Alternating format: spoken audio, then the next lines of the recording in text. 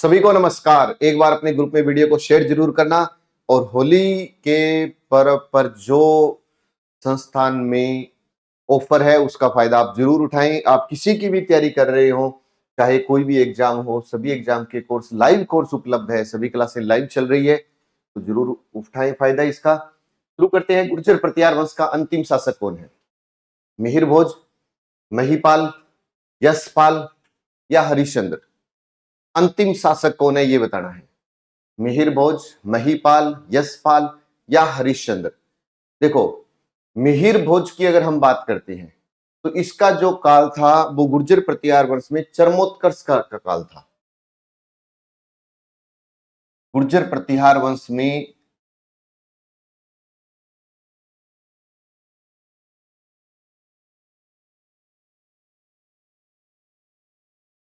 गुर्जर प्रतिहार वंश में चरमोत्कर्ष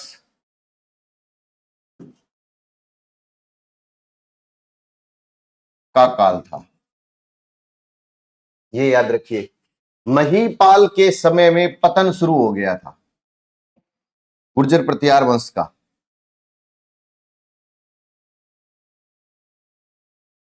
गुर्जर प्रतिहार वंश का पतन शुरू हो गया था। इसके समय में हम ये कह सकते हैं कि महिपाल के समय में पतन शुरू हो गया था। महिपाल के समय में पतन शुरू हो गया था। इसी के समय में अरब यात्री अल मसूदी आया था। अरब यात्री अल मसूदी आया था। इसी के समय अरब यात्री अल मसूदी, महिपाल के समय में अल मसूदी आया था। अपने जब बोलते हैं ना कि अंग्रेजी का अंतिम अक्षर बताओ तो जी जेड है, और जेड से पहले क्या आता है? वाई है। तो बस गुर्जर प्रतिहार वंश का अंतिम शासक वाई है। बस गुर्जर प्रतिहार वंश का अंतिम शासक पूछे तो कौन है? अंतिम शासक यशपाल है। अंतिम शासक यशपाल है, ऐसे आप याद रख सकते हो, यशपाल। हरिश्चंद्र, हरिश्चंद्र के बारे में आप ये याद रख लेना कि कल को क्वेश्चन आता है गुर्जर प्रतिहार वंश का संस्थापक बताओ, ना वो मंडोर बोले ना कुछ भी बोले तो भी आप यही बोलोगे, गुर्जर प्रतिहार वंश का संस्थापक।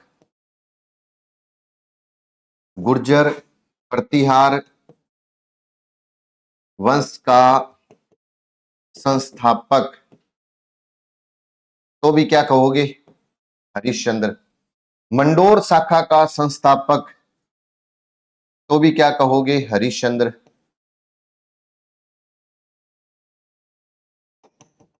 लेकिन आपके दिमाग में यहां पर आएगा कि जी नहीं, मंडोर शाखा का तो रज्जिल है। बिल्कुल है, लेकिन ऐसे नहीं है। रज्जिल ऐसे है, देखो, मंडोर शाखा में वंशावली का प्रारंभ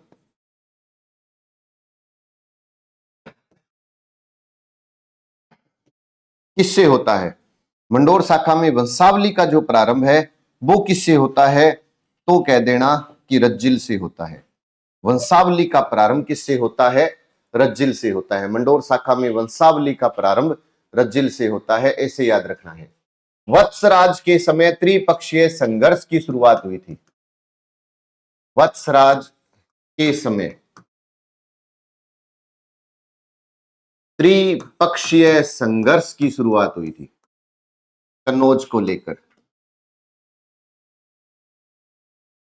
प्रश्न आता है कि त्रिपक्षीय संघर्ष की शुरुआत किस समय में हुई थी?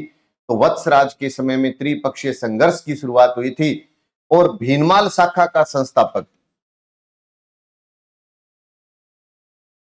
भीनमाल शाखा का संस्थापक बताओ, तो आप क्या बोलोगे कि भीनमाल शाखा का जो संस्थापक है वो नागभट्ट प्रथम है। याद रह जाएगा ये तो बताइए, किस गुर्जर प्रतिहार वंश का जो शासन काल था वो चरमोत्कर्ष काल था? तो आप कहेंगे सर मिहिर भोज का। पतन तो शुरू हुआ था महिपाल के समय में, अल मसूदी आया था महिपाल के समय में। अंतिम बताओ, अंतिम तो वही है बस, यशपाल है। हरिश्चंद्र प्रतिहार वंश का संस्थापक है, आदि पुरुष है, मूल पुरुष है। मंडोर शाखा का संस्थापक है। लेकिन मंडोर शाखा में वंशावली का प्रारंभ किससे होता है? रज्जिल से। रज्जिल ने मंडोर को राजधानी बनाया था।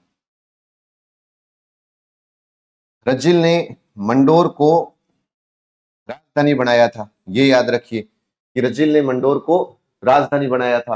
हर एक लाइन इंपॉर्टेंट है। अपने कह दें कि ये तो आ सकता है, ये नहीं आ सकता, तो मैं ये कहूंगा कि सब पर्सन इंपॉर्टेंट है, कोई भी क्वेश्चन आपसे पूछा जा सकता है, बिल्कुल। अब ये बता दो एक थोड़ा सा और, एक आपके लिए एक क्वेश्चन है कि गुर्जर प्रतिहार वंश का अंतिम शासक कौन था? तो यशपाल है। क्लियर होगी बात ये? आप ये बताओ, मारवाड़ के राठौड़ वंश का संस्थापक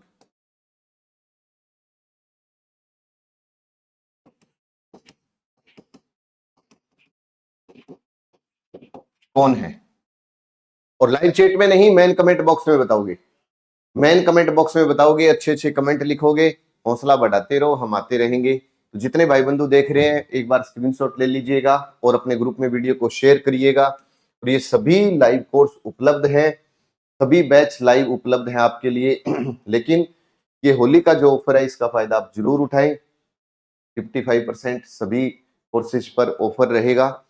तो एक बार चैनल को सब्सक्राइब जरूर करें और संकल्प के सीईटी चैनल पर भी जाकर के सब्सक्राइब करें और वहां पर सीईटी के वीडियो जरूर देखें। जय हिंद, जय भारत।